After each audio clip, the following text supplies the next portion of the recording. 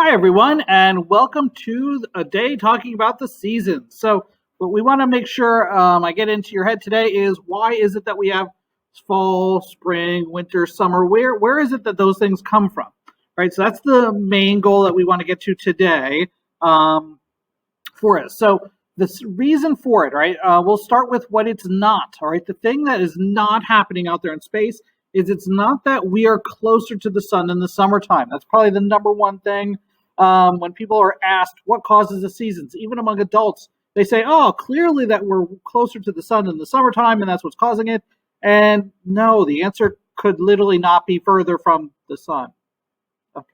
I don't know if that's funny, but anyway, here's the thing, right? Let's say in June, right? So here we are, right? This is kind of like, the beginning of summer for us and everything. If you were to measure, right? If you were literally to get out of Earth and measure to the sun, it turns out we're 152 million kilometers from the sun, right, in June. But if you were over here in the winter to measure, we're only 147 million, right? So we're literally a couple million kilometers closer to the sun in the middle of winter than we are in the summertime. So clearly that cannot be it. That's not the answer of what causes these seasons to happen, right? So the answer, right, instead is, well, this guy right here, the axis. Now, you've got to imagine that there is a stick going through Earth. It's not really there, but you got to imagine it, kind of like in my little simulation right here. There we go. There's my axis, right? There's that axis that's spinning around Earth. And just like I showed you back here, hold on, we're not spinning in relation to the sun straight up and down. We're spinning kind of like this guy right here at an angle, right? We're at this angle compared to where the sun is. So that means when the sun is on this side of the planet, or I guess I should say if we're on that side of the sun, right? Well, the sun's shining on Earth with the same intensity it always is. But look, in this case right here, it's heating up the southern hemisphere, right? The southern hemisphere is kind of pointed more towards the sun than the northern hemisphere. So that means over the course of days, weeks, months, literally, they get more sunlight. It's sunnier out for longer for that period of time. So this bottom half of the planet heats up, and that's where it's summertime, right? So if you're watching this and it's wintertime where we live, just think if you live down in like South America or Australia, South Africa, it's summertime for them right now. They think of, summertime and Christmas and things like that as like a warm time of the year. And they think it's really weird that we have, cold times then. Now, it doesn't end there though, right? Eventually what happens is 6 months later, we spin around the sun and now the sun's on the other side of the planet in relation to us. So that means that the top half of the planet is the one that's getting most of the sunlight. So that means up where we live, right, it's getting much, much warmer because we have these long days where the sun's pointed straight at us, or much closer to being pointed straight at us. And basically what happens again is the land, the water, the air, everything heats up over days, weeks, months, over and over again. So it gets much warmer for us. That's where summertime comes in, right? So think about it like this. I always say it's kind of like a tater tot in the oven, right? If you take a frozen tater tot, put it in the oven for, say, 1 minute, right? It's not going to be very warm when you take it out. I mean, maybe on the very outside, but it's going to be frozen on the inside.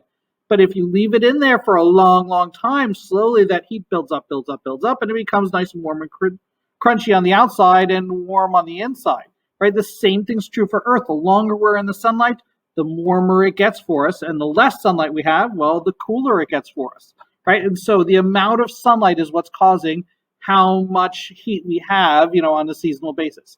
Let me show you this short little video. They do a good job of explaining it also.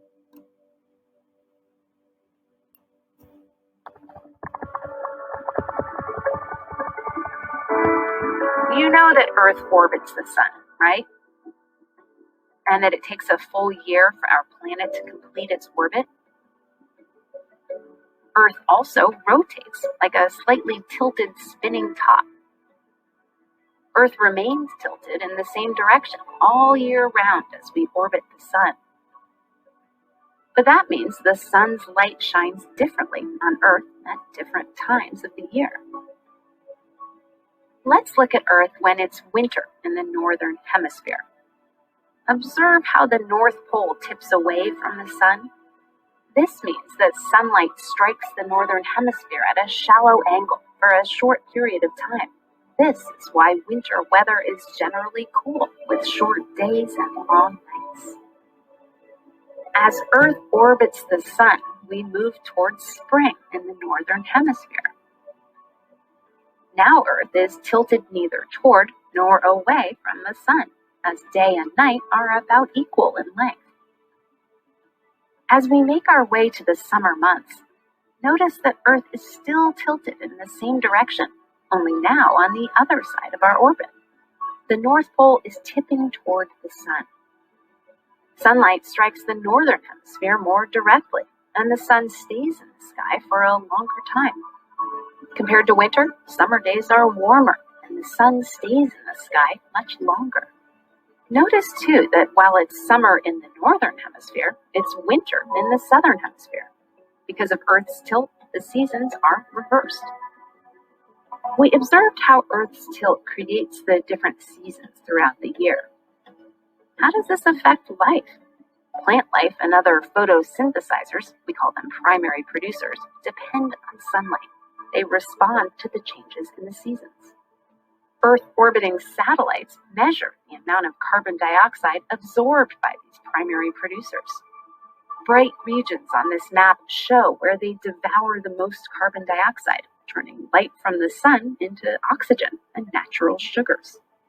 In spring, when sunshine strikes the cold waters of the North Pacific, productivity skyrockets. Phytoplankton and other microscopic photosynthesizers form the base of the ocean food web, and all ocean life responds to changes in the seasons. On land, forests grow green during the spring, brightening the continents. During winter, continents in this view turn dark from a lack of photosynthesis. What we're going to do today is use the planet pops to describe what's going on with the seasons. So we've got our trusty sun right here, a lamp, and where we are is marked on the planet pop with a little X, right? And what that does is it shows that we're in the northern hemisphere, or the top half of planet Earth. Right now, if Earth was kind of like this, straight up and down in relation to the sun over here, right, as we'd go around, right, we'd get even exposure. You know, we'd have even amounts of sunlight on the northern hemisphere and the southern hemisphere as each day goes by. But what happens is Earth is not straight up and down in relation to the sun, it's at an angle, right? It's at this angle. And so what that means is that, let's say if it's summertime for us in this example right here, because we're pointed towards the sun, what happens is because the northern half or the top half of the planet is pointed towards the sun, that means that more than half of it is lit up right now, right? There's only a little tiny section back here that's in shade. This would be the summertime for us. So basically what happens is right about here on the other side, it becomes morning for us, keeps going all day long, all day long, all day long, and then late in the evening is when evening hits and sunset hits for us right about here, and that's where then there's a really short nighttime. Right, so that's the summer example. Now, as we spin all the way around the sun, basically what happens is on the other side of the sun, we're pointed away from the sun in the northern hemisphere, and now the southern hemisphere down here is pointed towards the sun. So then what happens is during the daytime for us, right, basically, well, right about there, the sun comes up on the other side of the planet. There's a short daytime, and then all of a sudden sunset hits about here for us again. And so then there's a really, really long nighttime for us because it's not lit up nearly as long, right? Whereas on the southern side of the planet, right, they're getting the exact opposite, what we had in the summertime. They have more of their portion of the hemisphere, you know, the more of that southern hemisphere is lit up, so they have really, really long days compared to our short days. Right, and so that's how the tilt, right? It's the tilt as we go around the sun is affecting how much daylight we have. And then obviously in the summertime, since we have lots and lots and lots of daylight for a long, long time, everything heats up. The mountains, the water, the air, all of that heats up over time. So by the end of the summer, it's really, really hot. Whereas in the wintertime, it's the exact opposite, right? Short days mean we only get a little bit of sunshine each day and a long time to cool off at night. And so that's why day after day after day of that, it gets cooler and cooler and cooler. Right, so this is why, you know, by the time February hits, it's really, really cold in the northern hemisphere because we've had, months of cold, weather where we don't get very much sunshine to warm us up. And then same thing in the summer, right? By the time you get to August, that's where the dog days of August are coming from. It's because we've had months and months and months of everything heating up with these really, really long days.